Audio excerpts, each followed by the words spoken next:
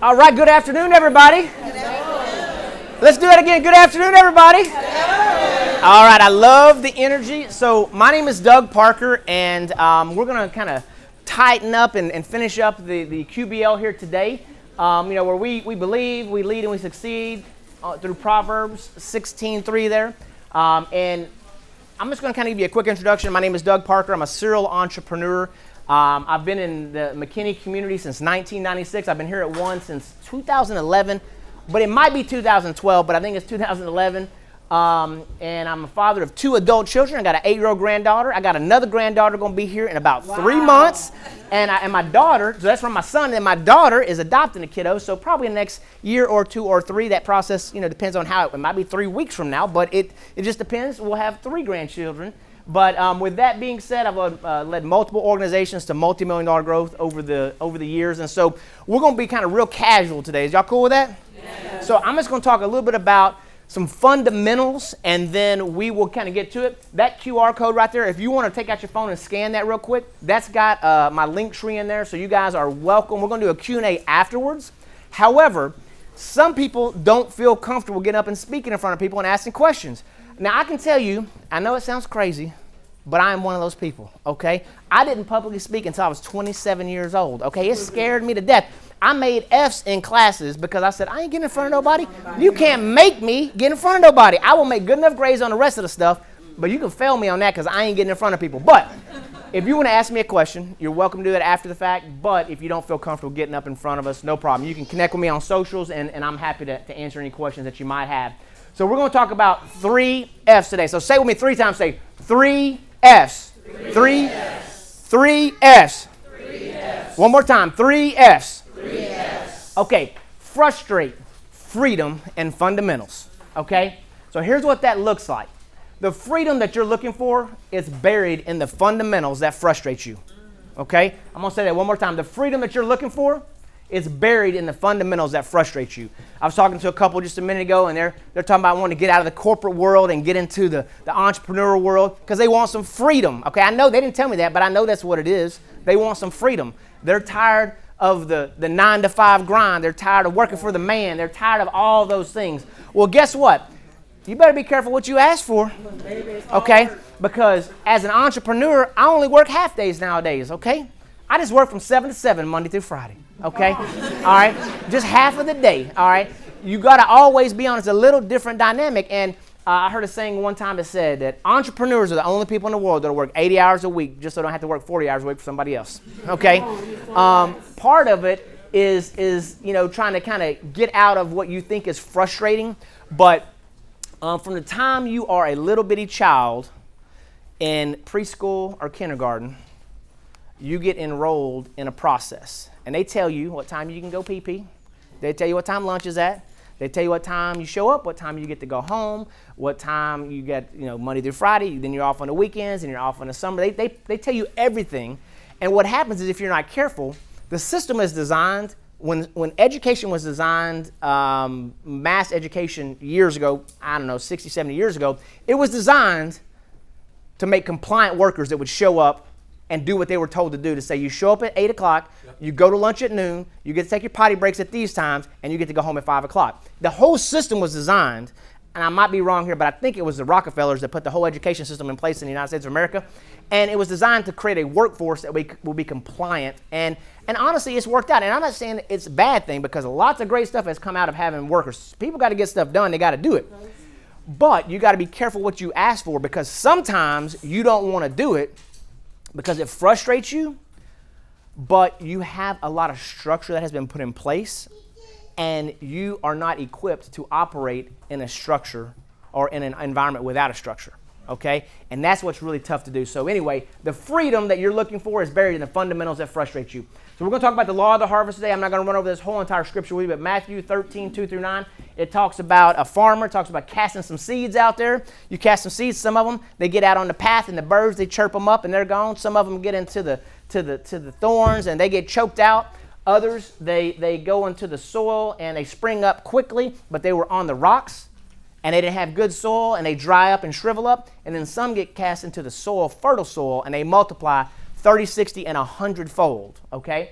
So First thing I want to tell you is you reap what you sow, okay? No matter what it is in life, you reap what you sow, and you reap more than what you sow. Now, that has to do with life with your children. It has to do with business. It has to do with your employees. It has to do with all of those kind of things. But you reap what you sow, and you reap more of what you sow. So make sure you're planting. You know, if you want some wheat to grow, you better be planting wheat. Because if you start planting some corn and wheat starts popping up, that ain't what you was looking for, okay?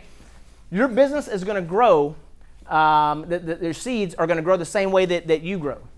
Focus on growth, fast growth, you'll have fast growth. If you focus on good communication, you'll have good communication. But communication beats confrontation. If you're taking notes right now, that's something to write down. Communication beats confrontation. I had a situation just yesterday, okay? I built this new, beautiful house. We got a big old generator, and it's time to have the service done on it. Can everybody hear me okay? Y'all got, I prefer not to have a mic if y'all can hear me okay. So basically, it's time for my generator to be serviced. So I call him a month or so ago, and I say, hey, I don't know about generators a whole lot, but my question is, if they're changing the oil on it, can I run Mobil 1 in it? Well, Mobil 1 is a synthetic oil. It's real expensive, but it's like the primo. I run in all my vehicles. All I do is change my oils, and it works out great on my cars. They last forever. They say, yeah, we can do that. I said, perfect. So I put on there Mobil 1. They charge me up, charge me for it, blah, blah, blah. They send me the PDF. I sign it. I put in there Mobil 1. I highlight it in the email I sent back to him. I said, approve with Mobil 1 oil, blah, blah. Guess what? The guy shows up, and guess what he don't have? Mobil 1 oil. I said, hey, listen. He was a real nice guy. He was from the Dominican Republic. He was a real nice guy, big fella, and I'm talking to him. I say, hey, man, I know it ain't you, but like I got to have Mobil 1 because that's kind of what we agreed to. He goes, no, I hear you. So call back to the office, and this lady kind of gets a little something with me. I said, hey, I think the easiest way to fix this is you just have them run down to AutoZone, get some Mobil 1 oil, and like we're in business. I said, because I said, y'all record your phone calls? She said, yeah. I said, well, you go back and listen to the phone call. I assure you it will have been discussed. Then you go back and look at the email. I said, I pull up right now, sent on 6/4 at 8:35 in the morning. You look at that email, it's going to say on there, this is exactly what I approved. Then you go pull up the PDF, and I put it on the PDF, and I highlighted on the PDF. I mean, there is zero question. Now, there might have been a miscommunication in that somebody didn't communicate to somebody else. You know what I mean? Oh, but I communicated. So she kind of got a little snippy with me. I said, hey, I ain't trying to be a jerk. I just want what we agreed to. Nothing more, nothing less. Okay? That's really all I'm asking for. She goes, well, we'll do it this time, but we ain't going to do it again. I said, well, we'll see about that. Okay? Because the next time we will have communicated through this, and I think what would probably be more appropriate is if you charge me $500 for an oil change on this machine and $100 and something of that is oil, maybe you just tell me, hey, Doug, go pick up the oil, we'll charge you $400. I mean, there's a way to make this thing work, you know what I mean? But communication beats confrontation. And that's a real, like yesterday, because they could have easily said, no, you didn't say that, or yes, I did, no, you didn't, and you're all finger pointing at each other. But that's an example, when you're operating a business, communication beats confrontation. I've been on the other side of that before, where I'm talking to somebody on the phone, I ain't paying attention to it, you know, I mean, I signed up for some kind of a deal, and I didn't pay attention to it, you know, I mean, I'm just like, I'm listening, you know what I mean, and like I'm half listening, because I just really wanted to study their concept, and then I was just going to cancel it, you know, later and pay for a month or two and just figure out kind of what they were doing and go from there, right? So like a month or two goes by, I cancel it, and the guy goes, oh, no, you can't cancel. You committed to a year. I said, no, I didn't. I don't do stuff like that. I wouldn't have done that because I know me some me, and that's not something I would do. I wouldn't commit to a year for something. He goes, oh, yeah, man, we got the call record. I said, well, let me listen to it. He pulls it up, listens to it, and he says something, and I go, oh, yeah. And because I ain't paying attention, but I did say, yeah, okay? I listened, I said, hey, bro, you're exactly right. I did agree to it. I said, I will pay this thing off. I have no interest in continuing to do it, but I agreed to it. Communication beats confrontation. That shut it down because I knew I wouldn't have done that. But guess what? I did. Because people have selective memory. You know what I mean? And I wasn't paying attention, and he had documentation to back it up. Another thing I like to say is documentation beats confrontation, okay? So communicate it and document it. That makes a huge difference in life. So we talked about this a little bit in the previous session. We talked about segregate, delegate, and elevate. That is one of my favorite things, most applicable things in business that I've ever done. It's so effective in everything. So when I start businesses, I have always started them with sweat equity. I do all the work myself in the beginning. I find out if it's something I really want to do I like it? Do I enjoy it? Can I be effective at it? Is it something I can duplicate? Is it something I can make a lot of money at? Okay. Some of you know I'm a beekeeper. Okay. I got some property in McKinney where we built this house I was telling you about, and I got honeybees out there, okay? I love honeybees. I mean, I love them because I get a tax deduction for them, okay? They sting me. They sting the heck out of me every time I go out there, but that's okay. But the reality is, people talk about, oh, can I buy your honey? And I'm like, no. They said, what are you talking about? No. I said, no, I just give it to people that I like, okay? Because I can't make money on honey. I can't make enough of it. I can't do enough of it to scale it to really make money at it. But for the people that are my friends, family, that I really know that they really like it and enjoy it, I got enough where I can give some of it away. And me making 10 or 15 bucks a pop, I ain't never gonna make no money on it. So I ain't gonna do that. Now, if I had started doing that and then somehow I figured out I hit the honey pot, you know, and it's just is the best thing in McKinney ever and I could make whatever amount of money on it, maybe I would have done that. But I keep it because obviously, like I said, I got that tax deduction. That's good stuff. So back to segregate, delegate, and elevate. So number one thing you do is segregate duties. So as you start doing it, you're doing everything. You start looking at it. I mean, there was a time where I was the receptionist, the chief bottle washer, the toilet cleaner, the salesman, the marketer, the accountant. I mean, I did everything. Then you start segregating those duties out. So I've got somebody that does accounting for me. I got somebody that does marketing for me. I got somebody that does enrollments in this business for me. It's kind of an administrative role. I've got an accounting team that does stuff for me. I segregated those duties out, clear roles for each thing. Then you delegate those duties out. Now you hope to find people that are better than you at what those roles are. Now as an entrepreneur, sometimes you have an inflated ego of yourself. Sometimes you think you're better stuff than you really think you are. I mean, I used to think, man, I'm really good at doing some things, okay? In this financial service business I had, I was really good at a lot of stuff. But then I started hiring some administrative people that for real knew how to type.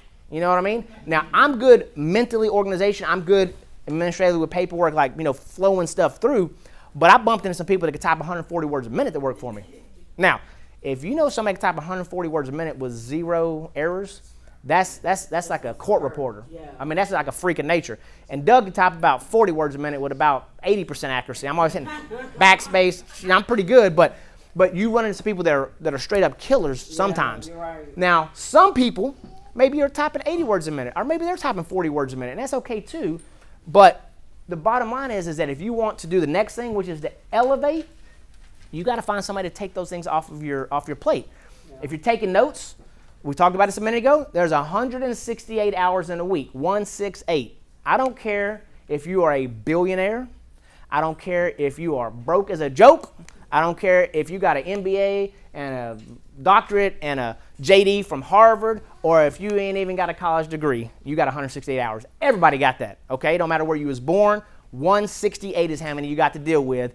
And everybody starts out with the same every single week. Now, most people work about 40 hours a week. So if you work 40, it leaves you 128. Well, I talked to this couple. They said they wanted to be entrepreneurs. Okay, great. Well, guess what? You got another 40 hours a week. I think it was Damon Johns that talked about how you can do your side hustle for another 40 hours a week. So now you're working 80 hours a week. And some of y'all are like, 80 hours a week? I couldn't possibly do that. Well, then you don't need to be an entrepreneur. I mean, because sometimes you're going to have to do it. I mean, there is no off button. You don't get to clock out at 5 o'clock and somebody else handle your business for you because you are the person. You know what I mean? You got to do a little bit of everything. So I always encourage you, if you want to be an entrepreneur, try to roll up about 80 hours a week. Do 40 on your normal job and another 40 on your side hustle. Yeah. After you've made more money on your side hustle for 6 consecutive months than you made in your regular job, now you can look at leaving. Because now you really got a kind of a springboard to move forward. That's something I would recommend there. But you got to be able to put in those hours. And then even if you're working 80 hours a week, so you still got 88 hours a week left. You know what I mean? So now sleep is important. Okay, I'm not trying to tell you don't sleep ever. Because I go to bed at 9 o'clock every night. 100% of the time. Pastor Conway texts me at 9:15. Nope, I'm asleep. Because I'm laying in the bed at 8:55 and then 9 o'clock rolls around and I am like a light. But I wake up about 4:30 or 5 o'clock in the morning, boop, ready to go. Because people are like, how do you do that? Because I go to bed at 9 o'clock. You know what I mean? Like I get like 8 hours of sleep and my body says, man, you got to get up and get going. If I went to bed at midnight, I would probably want to sleep to 8 o'clock in the morning like you too, okay? So with that being said though, you gotta be able to elevate. So it's segregate duties, delegate those duties, and then elevate and do the things that only you can do. So you got to provide your team with an environment in which they can thrive. It's very important, okay? And if you want to always be the one holding on to everything, being that little baby saying, mine, this is my baby, then they're not going to thrive in that environment, okay? There's no way possible for you to do that. And you got to realize that you're letting somebody else kind of play with your baby out there. And it's scary because you don't want them to mess them up or retrain it or mess up your culture or do different things differently than you would. But I talked about that person typing 140 words a minute. That opened my eyes up to something like they were absolutely better at that than I was. That was one of the people that there was zero question they were better than I was at that. And I run across people all the time. The more people you get, and then you start refining those people. And now you got somebody that's a lot better. So now you say, that's the model. That's the kind of person I want on my team that can fit in this organization. So I'm going to talk about, in the background, you see these kind of wheat back here. So I'm going to talk about that you reap what you sow. So a wheat plant from a single grain can have multiple stems. Okay, most time they got 3 to 5 stems that come up from one little bitty seed. Each seed can have anywhere, or each stem can have 40 to 60 grains on the end of it. So reasonably, you can say that 300 or more grains can get generated from one single grain. Now, how does that work? Okay, I don't know. God just made it work. Okay, I don't know how a virgin gave birth. I don't know how a guy was dead for 3 years and come back alive again with it. I don't know. It's just how it is, okay? And God made this world operate this way. And it's the law of the harvest. You reap what you sow. And he talks about, it multiplies 30, 60, and 100-fold when it's in fertile soil, right? Well, I did some research on this too. And I was wondering this morning, I was like, well, if you plant a whole bunch of seeds, how many seeds actually sprout up, okay? And they say that if you go to a wheat certified dealer, which I ain't never even heard of that before, but if you got such a thing, they have about an 85% germination rate. So if you plant 100 seeds, only 85 of them is going to sprout. That's just that's the statistical averages of how it works. So you have to plant a bunch of seeds to reap a bunch of seeds. But I want to come back to this in Matthew, and it says, still others fell on fertile soil where they multiplied, and it says 160 and 30 times. You don't know how many times over my life that I've talked to people in my organization, specifically on the sales side of things, that they tell me things like, oh, I'm too busy to do that, okay? Because those fundamentals that frustrate them, they don't want to do them because they're just monotonous, they're no fun, they're not exciting. We used to have this guy that worked for me as a manager, and he would go around, because we called a lot of loan officers. That was our deal. So we called loan officers, and he would go around and go, hellos, it's time to call hellos. And we would go through, and it was just his funny little way of saying it. I'd get on the phone and call loan officers. He was trying to be funny, but that was the thing, because you got to pound the phones all day long, every day. I still do it to this day. I made about 35 or 40 calls before I came in this morning at 10 o'clock. And when I get back to the office, I had 96 calls I had to make today. So I got about 60 that I got to go back and make, okay? I have a daily grind every single day. But you know what happens if I stop making them calls? Eventually it dries up. Imagine a farmer in January, February, March, coming up to the spring. He says, oh, I'm so busy with all this wheat from last year, I can't possibly plant any this year. What do you think is going to happen when it's time to reap the harvest?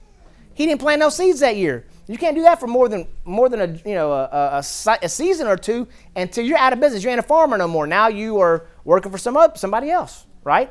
And so many people, they stop doing those fundamentals, but it's a biblical proven principle that if you plant the seeds, yes, some of them are going to get gobbled up by the birds. Some of them are going to get on the dry soil and they're going to sprout up and they're going to wither away. But others are going to fall into the fertile soil and they're going to multiply many, many times over. It's just how it works. So I'm going to end it here with the freedom that you're looking for is buried in the fundamentals that frustrate you. There's no doubt about that. Again, you scan the QR code, connect with me on socials, that kind of stuff. Happy to connect with you guys if you don't want to step up and say something today. But we're going to reserve kind of the rest of the time for just Q&A. So we've got probably 20 minutes or so to really do Q&A. So I'm going to open it up to Q&A and we'll go from there. So yes, ma'am. Do you do career consulting? That's a great question. She says, do I do career consulting? Now, the answer is no, because I'm not an expert in that. There are a lot of people out there in that field that are professionals that can help you with working on your resume and those kind of things. And we've got some great things at One that I really love. One thing that's been interesting over my how many ever years here, 12, 15 years here, is you'll never catch me pitching you my wares. Most people don't even know what I do, okay? Funny thing is on the weekends, like I don't shave at all, and most of the time I'm in like blue jeans and like it ain't a dirty shirt, but it may not look like it may not look like it's like I might have been working, you know what I mean? It's like a work shirt. And I just walk around in here, you know what I mean, do my thing, and people, like, they don't pay me no attention. That's awesome, you know what I mean? They don't know nothing about what I do. That's how I like to keep it, because there's a lot of people that they come to church to network, okay? And there are people that teach people to go to different churches and do this whole bounce around to different churches to have a network, okay? Now, I think that's not biblically wise to do that, because I remember this part in the Bible that says Jesus walks through the temple and he's thumping over tables, and he's like, this is not a place of commerce. Now, business is hard. Would you agree? Who says business is hard? Business is hard, right? How hard is it going to be if Jesus is flipping over your table, right? I'm just telling you right now, I don't want no part of that. So I remember one time I went to dinner, and Pastor Conway and Jada was there, and Jada says, what are you selling? I said, what do you mean, what am I selling? I ain't selling nothing. She goes, oh, I can tell you're a salesman. I said, no, I agree with you. I'm a salesman, and I can't turn it off. But what I don't do is I don't sell nothing at church. And probably 5 or 6 years ago, Pastor Conway goes, man, I kept thinking, when's this guy going to start selling stuff to people? You know what I mean? I said, it ain't never going to happen, because I know better. I told y'all in there, like, the whole principle of tithing. I mean, I believe how this stuff works. You know, faith comes by hearing, and hearing of the word. So I don't really like to read the Bible, because I don't really love to read. I like to listen to the Bible. And I got this version that has Samuel L. Jackson that says it to me. All right? And I like to listen to it, man. And if you like soap operas, you know what I mean, and you like drama, and you like all that chaos, bro, let me tell you something. You dig into the Bible, and there's some crazy stories in there. There ain't nothing that you're going to see on General Hospital that is any worse than what you're going to hear about in the Bible, okay? So hearing of the word is how I get faith. And so it's hearing it and going over and processing through it. And so I listen to that, and I just don't want no part of promoting my business at church. Now, the cool thing about our churches is we create environments like this where you can do it in the right way, and you can hear from other Christian leaders, and you can connect and you can network. This is perfectly appropriate. Well, Jesus is saying if you show up one time a week on Sundays, and that's when you're showing up, and you get there and all you're trying to do is pitch your wares as opposed to getting fed or helping other people, you know, and share the gospel, then you are confused on what you're doing here. And again, business is hard. I don't want it to be any more difficult on me than possible. So back to your long answer for your short question is, I do not do that because I'm not an expert in that, and I try to stay in my lane. But there are people that do it. My wife had served in the past we had some kind of thing here where it was like resume, whatever. And it was funny because, you know, these people, man, you AI your resume up, and it says, you know, like, oh, very detail-oriented and all this kind of stuff. She's like, duh. Many people got misspellings all in their stuff, capitalization stuff all over the place, and it says how detail-oriented they are. It's like, man, you can tell they ain't the one that did that. So, yeah, I would encourage you to get with somebody that's a professional at that. Yes, sir. In looking at businesses and starting a business, etc., can you talk about how you approach funding and that whole piece of? Yeah, so I'm not an expert on that piece of it because I always self-fund everything that I've done since I was a little bitty kid. I get into it. I do sweat equity. I work hard. I put I just put my bootstraps. Everything is bootstrapped for me. Okay. And I don't like it. When I say self-funded, I mean, I fund as I go. I don't like putting stuff on credit cards necessarily because I think that's a way to get yourself dug way deeper than you can do, and then paying 20% interest, and then it's like gets real problematic. There's a place for some of that, but borrowing money just to go try something is not a good idea because that's a way to get saddled with a $100,000 loan, and then your business fails and whatever. So I always do sweat equity personally, but there are many companies out there, whether it's Amazon or Zappos, that they borrowed billions of dollars and lost money for years until they didn't anymore, and then they are cash cows. I'm not an expert in that way. I couldn't advise you on that, but typically, if you're going to have something that's a product or service or technology and then you leverage it, you're giving up massive control, whether it's an angel investor or to venture capital, and they control you, and that's okay. There's this place for that. I just don't understand. There's also franchises where you can kind of be a quasi-entrepreneur where they've got those rails I was telling you about, like in the bowling alley. You can still be an entrepreneur. You still own it. You still make equity and all that kind of stuff. But they tell you how to make a hamburger, you know what I'm saying? And that hamburger from McDonald's tastes the same here as it does in Kentucky, the same way as it does in Osaka, Japan when I went there, because I don't eat none of that kind of food, so I'm looking for McDonald's when I go there. You know what I'm saying? So I'm just telling you that those franchises is an opportunity, and that's the thing that kind of gives you some rails. And that is, in my opinion, one of the few things that potentially borrowing some money for a proven system that could make some sense. Yep. Yes, ma'am. Hi. So you talked about finding the right people. So how do you have a pipeline that you use when it comes to finding CPAs, finding attorneys? What are some good ways to, especially starting off? Yeah, finding so that's good. So in Proverbs it talks about how when you're around wise people you become more wise, and when you're around not wise people you are harmed. Okay? It doesn't say that you become unwise. It says you're harmed. So I would say you get around people in a vertical, in an industry, in a business that are doing it right now. You find a way to kind of serve them. Figure out, hey, who's your CPA? Who's this? And you ask them. So it's all about connecting the dots. And yeah, as you kind of get going, there's going to be people that are CPAs, like in one of my businesses, a network marketing business, and there are people that are experts in accounting that can help people because it's a different type of write-offs and different things that you can do in that type of industry, that there's a CPA that you can work with, or maybe she's not even a CPA, maybe she's just a tax prep person, but whatever the case is, you know the case. But it's really aligning yourself with people. And so what I would say is that in anything that you're doing, having a mentor is like having a magic time machine to fast forward you through time. I'm going to play a trick on you right now. I want y'all to finish this for me. Learn from other people's mistakes. No. Why you want to learn from a loser that made mistakes? Learn from other people's successes. Okay? Find people, but everybody's been programmed to say learn from other people's mistakes. But go find somebody that's killing it. They know what they're doing. You find a way to serve them and say, hey, what is it that you do for these things? And that's how you go from there. Yes, sir. I want you to continue on that same thought process. I find it very difficult to find good mentorship programs. Yeah, it is difficult because people are busy, but you got to find a way to serve them. So if you find a way to serve them somehow, and you got to serve them. I mean, it's crazy, but some of the sweetest words to someone's ears is their name. Mm-hmm. All right, and when you genuinely get into a conversation with someone and listen to them, and don't try to interject every second. I'm guilty of that, but listen to them, and then say, hey, how could I serve you? And it'd be a weird thing because they'd be like, I don't know. It's like, man, I just want to be around you. Like, literally, like, I will come clean your office and dust the top off of your books so I can be in an office, in an environment, and listen to stuff and just hear what does a day look like. I'll be a fly on the wall. I'll sign an NDA. I won't, do whatever. I just want to know what does a day in the life of you look like. And I've done some of that before with folks, but really you find people in the industry that are doing what you want to do and having success at it. I heard a quote a while back that says, don't ever take advice from somebody that doesn't have what you want. Yeah, that's good.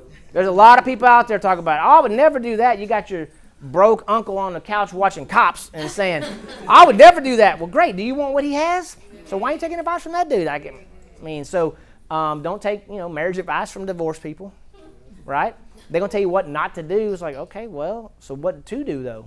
I mean, yeah, don't cheat on them. Don't do crazy stuff. Yeah, you all know that stuff. But how do you build a long-term lasting relationship? Well, you find somebody that has a long-term lasting relationship, and what did y'all do? It ain't always been peaches and cream. I mean, I heard about this story one time of a guy going through a line. He just goes up to this couple and goes, man, I heard about the problems y'all are having. And the lady's like, what are you talking about? Like, almost got to tears. And he goes, well, how long y'all been married? She's like, 5 years. She goes, okay, that's the reason why I knew you had problems.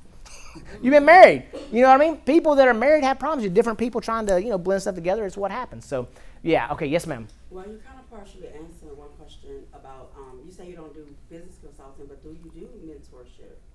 So I don't have a structure in place for that right now. Okay. Over the years, I have done some selective things like that. And so in my next season of life, I'm always appreciative of Pastor Conway giving me the opportunity to speak. And so one of the things in 3 to 5 years is, in one of my next seasons, I will be doing some like business coaching / consulting / potentially looking for opportunities to invest in business and stuff like that. I'm knee deep in my businesses right now, but my wife had said a while back she just wants to live before she dies, just in general. And so part of that is she asked me to not include her in any of the other businesses that I am, because she said, hey, can we not do any more business? I said, I can't promise you that because it's in my DNA, it's how I roll. So yeah, I'm not doing that now, but part of what I'm doing is kind of doing this kind of speaking engagements and those kind of things, kind of building that stuff up. My second thing is I wanted to speak to what you asked about how do you approach funding. As a minority, I would say approach looking for funding that caters to minority. There's a lot of money out there. And then for the women in the room, there's a lot more money for us. And Texas Woman University has a center for women's entrepreneurs, and you do not have to be a student to take advantage.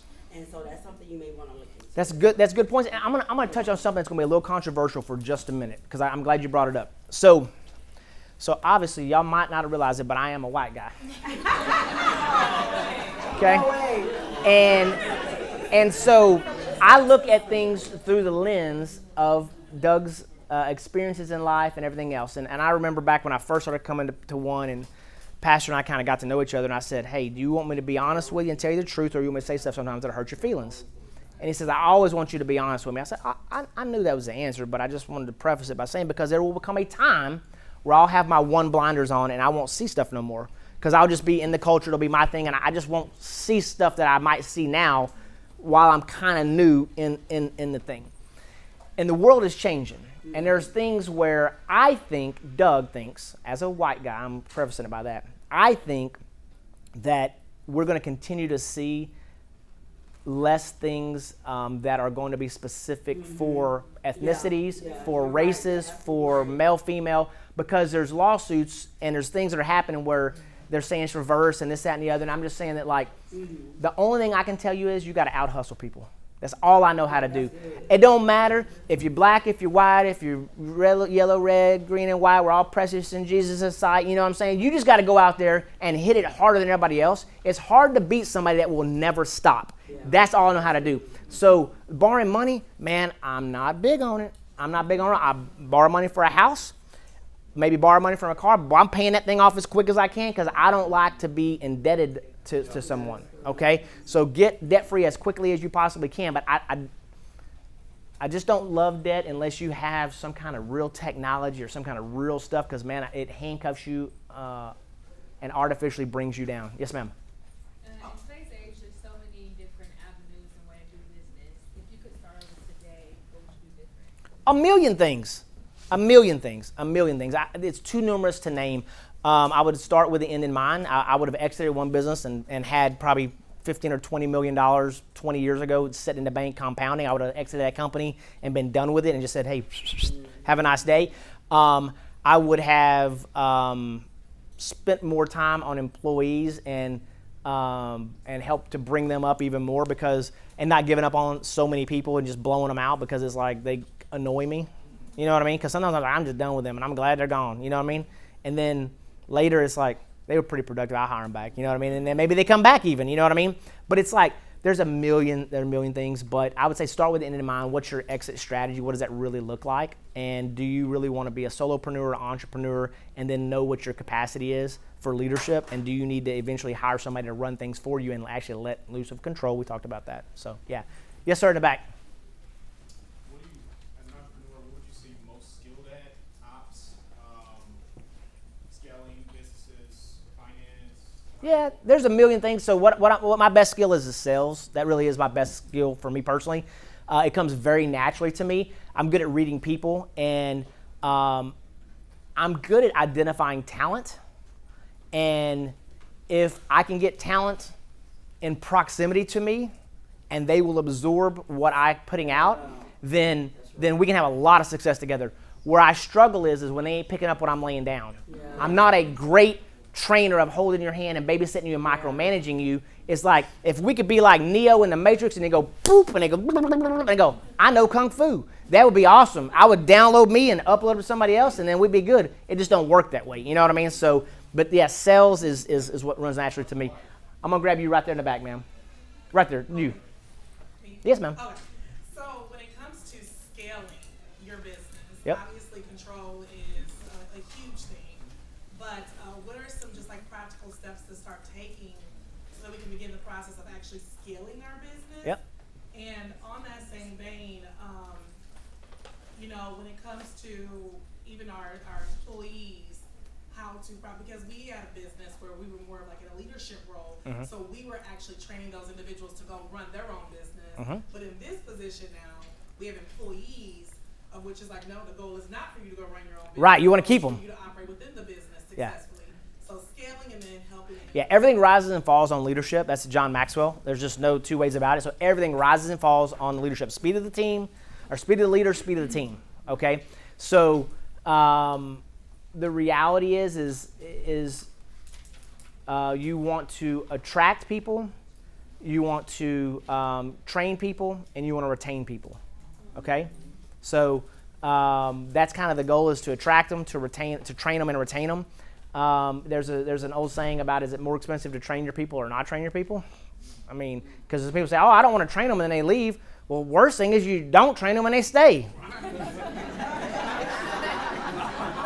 So yeah, some people are going to naturally leave, but it's back to creating that environment where you create an environment where they can thrive, and know that some people are going to ultimately leave. But yeah, everything rises and falls on leadership. So you got to just kind of internally look and see, how do you sharpen your skills, and how do you become a better leader, a better manager, become an expert on personalities and understanding people's personalities, and you operating within your personality style. Jada taught me this. I interviewed her on a podcast, and I had no idea. Y'all don't know. You have no idea about your first lady here at One Community Church. I mean, you might think you know because you've been to women's night and everything else, and that's great. But I'm telling you, expert, okay, at so many things. But she taught me about even my personality, because I'm hardcore, A-type personality, red, director, da-da-da-da. She goes, no, but like when you're on the beach, what's your personality style? I said, on the beach? I don't go to the beach. I'm always on, you know what I mean? I said, I'm at the beach on my laptop, on the phone, you know what I mean? That's how I roll. She goes, no, but I mean like when you're really like really you. And I had to go rewind my life back to a time where I wasn't in control, where I wasn't in charge, where I wasn't a boss, where I wasn't none of that. And my personality is, I'm a connector personality. I like to connect people to stuff. Like, I don't care if I make money on it or not. Zig Ziglar was a mentor of mine. Zig said, if you help enough other people get what they want in life, you'll always have what you want. And that's how I felt. I connect people.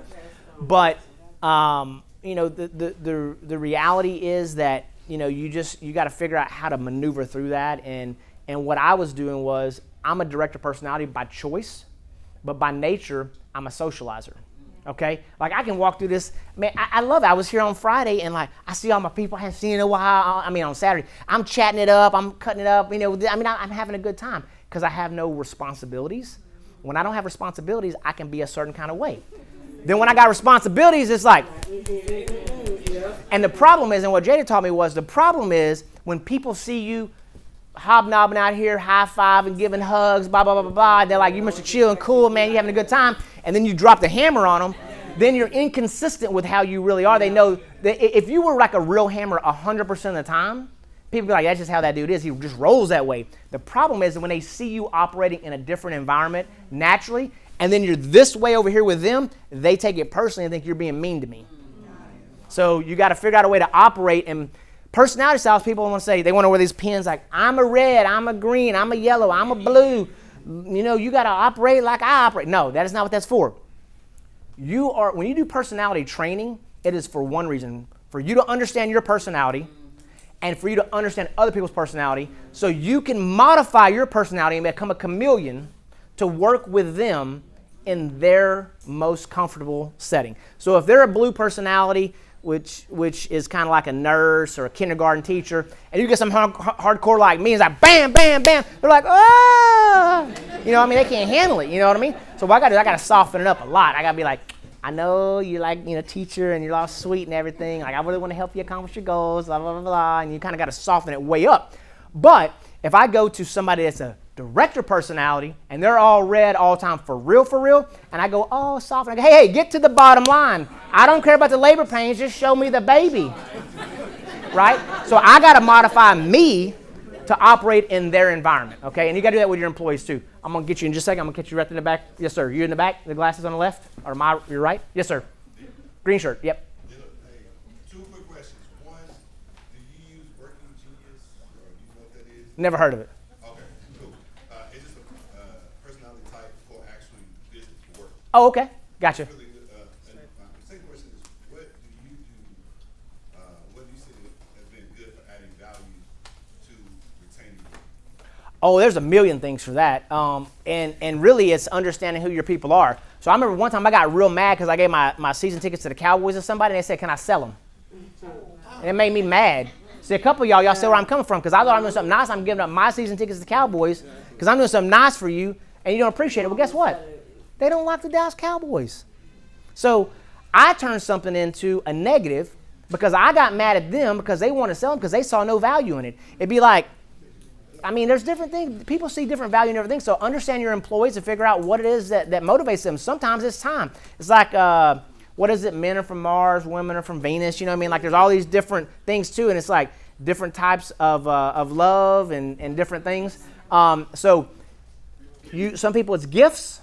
Sometimes it's attention. Sometimes it's words of encouragement. You got to figure out what theirs is and the love languages. And then you can write down, you could have like a little profile on each one of your employees and figure out what their style is and then what their language of love is also. And then you can accommodate them when you can in those ways. Sometimes you just give somebody a high five, bro, you're doing a great job, keep up the good work. Everybody's talking about you. Other times, it's like, I just want some time off, bro. No problem at all. Production buys freedom. You hit this number today, you hit this number this week, and you can go home whenever you hit that number. You hit it on Wednesday, Thursday, I don't care. You take the rest of the week off. So figure out what pushes their buttons. So we're down to 0 minutes, I'm told, okay? So I'm going to officially break the class so that y'all, anybody that wants to go can go. If you got a couple other questions, I'm happy to answer afterwards. And then if you want to hit me up on social, I'm happy to answer for you as well. But I really appreciate you guys. I hope y'all got some value. Thank y'all very much for your time. And have a fantastic day, everybody.